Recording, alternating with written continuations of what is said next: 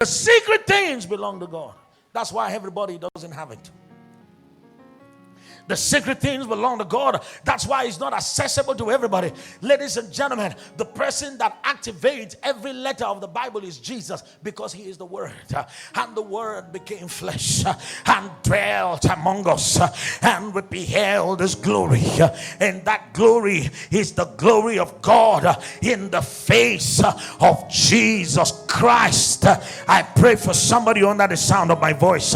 There is something about Jesus in your career that you will see. When you see him in that shop, you will know that market is open all the time. I read about an evangelist by the name of T.L. Osborne, who had gone to India for a crusade and had preached, and people didn't get saved. Not to talk of one person get healed. He felt so disappointed and humiliated because he thought there was no proof or evidence to the reality of the word that he preached. And then he came back to his house and stayed and began to pray, locked himself up in the room like Mary stayed and wept at the sepulchre and say, I'm not living here without an encounter.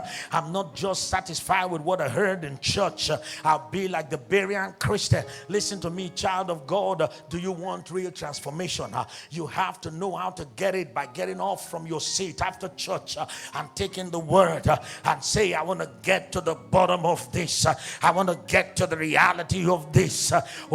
Bishop David said in 1981 or so, he got the book about God's will for you is prosperity. And listen, that book has been read by millions of people who are still broke, busted, and disgusted because the letter kills.